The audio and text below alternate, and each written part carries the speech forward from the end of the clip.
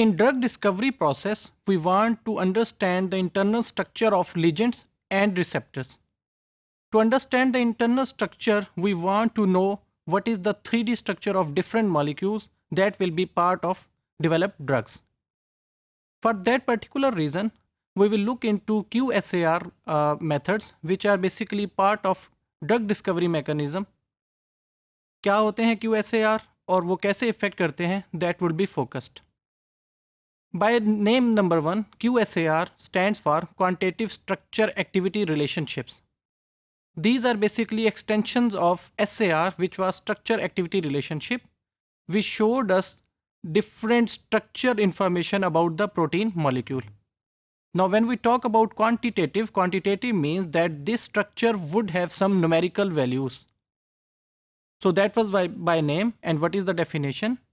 These are basically descriptor molecules which are based on statistical methods. And what are they doing? Basically, they are very computer intensive because we need computational methods for understanding of their inner mechanisms.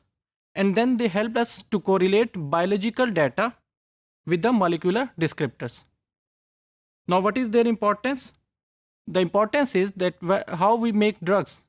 Basically, we have some Curie molecule which is often a ligand, and then we try to find out those molecules which will bind with that ligand, and those binding molecules are called receptors.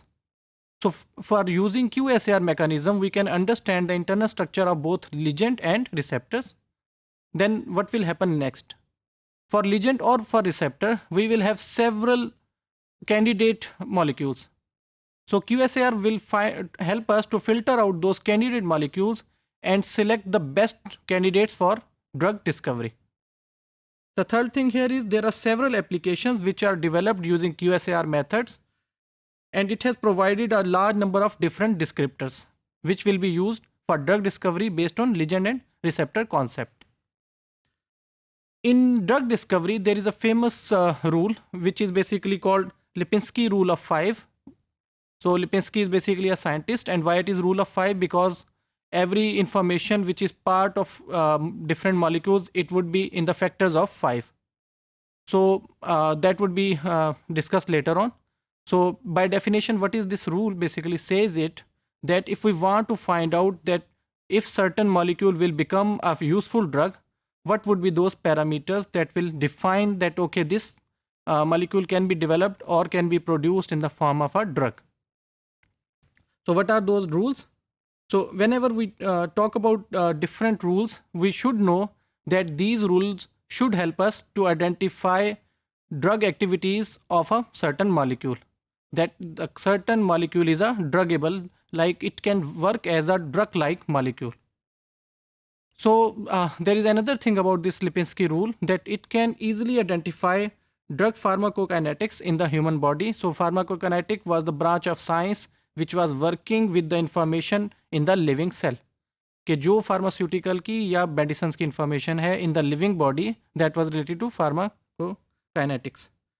But the problem is that it does not predict if a compound itself is pharmacologically active. Okay, with respect to medicine, if we can say that this molecule is active or inactive, it cannot be defined based on the Lipinski rule of 5. Now what are different parts of Lipinski rule? So as you know, for every drug-like molecule, what we need is if there are any hydrogen bond acceptors or receivers, donors or receivers. So for that purpose, Lipinski rule says that no more than 5 hydrogen bond donors can be available in nitrogen and hydrogen bond, and in oxygen and hydrogen bonds. The other one is not more than 10 hydrogen bonds can be used as acceptors in nitrogen and oxygen molecules. Then what about the mass? That mass shouldn't be more than 500 daltons. Daltons is basically a mechanism or scale used for measuring the mass of a molecule. So it shouldn't be more than 500. And finally, octanol and water partition coefficient, which is denoted by log P. So it should not be greater than 5. So what we get from all these 4 points or 4 rules is that everything is in the factor of 5. So bond acceptors, donators, they are all in different scales of 5. So what is the importance of this Lipinski rule in drug discovery? Number 1, it is used to encode profile for available compounds.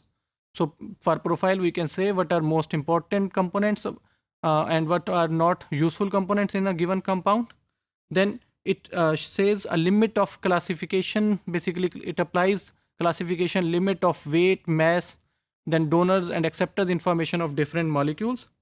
Then whole molecules properties show absorption or poor permeation. So what happens is that all the properties inside the given molecules, how they are relevant to drug discovery phases. So finally, whenever we talk about drug discovery, we should have two sort of informations.